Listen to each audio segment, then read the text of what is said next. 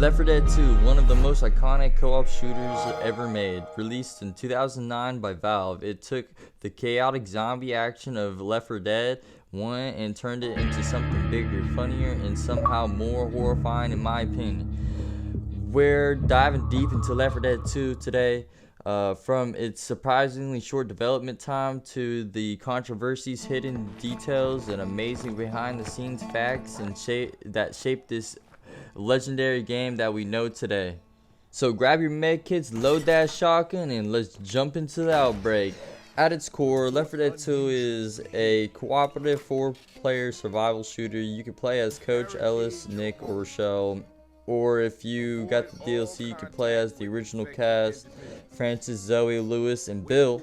But only on the DLC maps, unfortunately. You have 4 survivors fighting their way through the green flu at any given moment, or the pandemic, across 5 campaigns. And that's not including the DLCs now. There's so many more of those.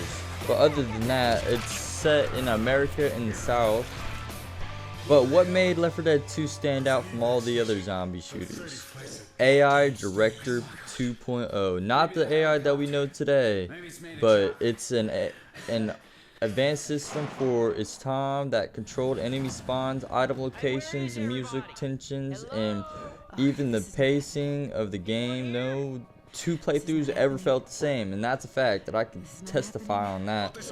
And that unpredictability is a huge part of why the game is such a masterpiece. And don't even make me start talking about the community. The community's great.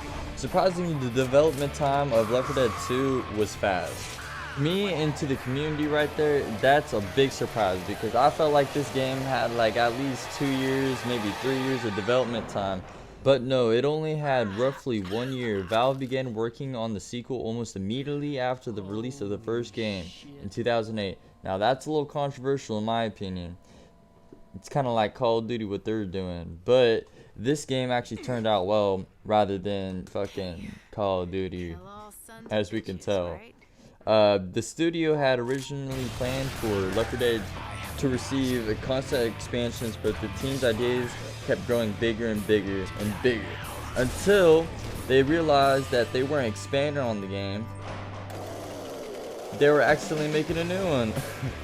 But why the rush? Valve believed they had enough new gameplay mechanics to justify a sequel rather than a DLC. They wanted melee weapons, new special infected, more detailed environments, weather effects, and the AI Director 2.0 that we talked about in the beginning of the video. Features that were too large for simple updates, but this decision didn't go over smoothly at first. Many fans felt like it was too soon for a sequel. A Steam group called L4D2 Boycott gained tens of thousands of members, though ironically many of the members eventually bought the game when it launched. Now doesn't that tell you something? Am I right or am I wrong? Valve even invited the boycott leaders to the studio to show them the progress. After seeing how much new content was being added, several of them publicly changed their minds. L4D2 was created by a combination of Valve South, formerly known as Turtle Rock Studios, the creators of Left 4 Dead 1. And there were additional teams that helped with the animation, sounds, and map designs, but we're not going to get into that today. The game still ran on the same source engine, but the engine received more major upgrades, such as more dynamic lighting, weather systems, fog volumes, and overall the development only lasted about a year or so. It was extremely dense and fast-paced, truly a testament on how effective Valve worked at the time.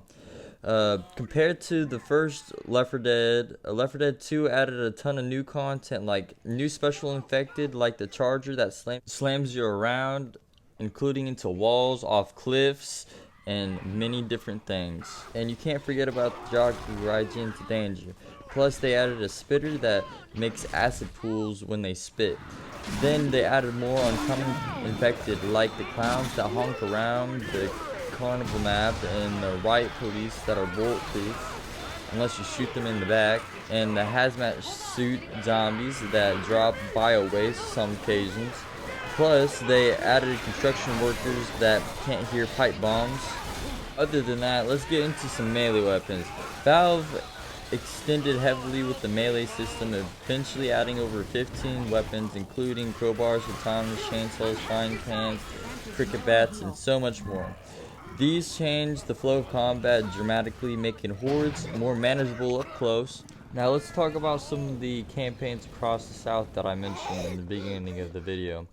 The 5 base campaigns, Dead Center, Dark Carnival, Swamp Fever, Hard Rain, and Parish, were designed to feel like episodes of a round-trip movie during the apocalypse. And the AI director did help improve the replayability of the game by changing the weather, item scarcity, horde timing, pathway variations, boss spawns. Valve said they wanted each campaign to feel like a small horror film directed by AI. Now let's jump into the fun part, the secrets and weird trivia that make Left 4 Dead even more interesting. The game was nearly rated adult only. The Australian Classification Board originally refused to approve the game because of its violence. This led to a modified censored Australian version to launch. The hidden sound behind the frying pan. If you listen closely, the frying pan uses classic cartoon boing and metal clink sound effects. It was a sub-joke by the sound team in the development. Ellis was the hardest character to write, and here's why. Keith's stories were written late at night by writers improvising for hours, leading to some of the funniest dialogues in the series. The jockey's voice is actually made from animal sounds. His laugh is a blend of hyena cackles, monkey shrieks, and human vocalizations. That sounds pretty spooky to me. Dark Carnival, the concert final. Valve originally planned for there to be multiple songs for the Midnight Riders concert final, but they didn't have enough time to develop all the other songs, but they had one demo that they gave to the team to use for the final of the concert, and it turned out pretty good, to be honest. Hard Rain's weather system was revolutionary. The storm that slowly built across the campaign was one of the most advanced weather systems ever created in the Source engine. Unlike many games, the Survivor voice actors recorded in the same room, leading to the most natural banter and chemistry, in my opinion. And even though Left 4 Dead 2 launched quickly after the first game, Valve supported it for years.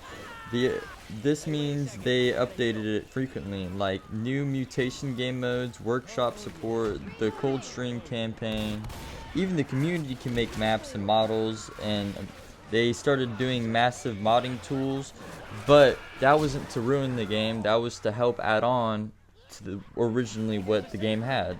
In 2020, more than a decade later, Valve even approved a huge community update called Last Stand, created by fans with Valve support. That's incredibly rare. Few games get major updates 11 years after release, unless you're talking about GTA, of course. The reason Left 4 Dead 2 is still beloved today comes down to 3 things. Replayability, every run is different. Co-op fun, the game is designed to force players to work together, perfect balance of chaos, humor, and Left 4 Dead 2 doesn't really take itself too seriously, even when the world's ending. Add that to a massive modding community and consistent player creativity, and you have a game that refuses to die even long after the apocalypse has passed. Thank you guys all for watching. If you're a long-time Left 4 Dead fan like me, let me know your favorite campaign or your main survivor or your most iconic moment in the game in the comments. And if you enjoyed this video, hit that like button, subscribe, and make sure you're ringing that notification bell so you don't miss the next deep dive into gaming history or whatever else I do that day. Stay safe out there, and remember, if Ellis starts telling a Keith story, you might want to start walking a little faster. Hey, where is everybody? Hello?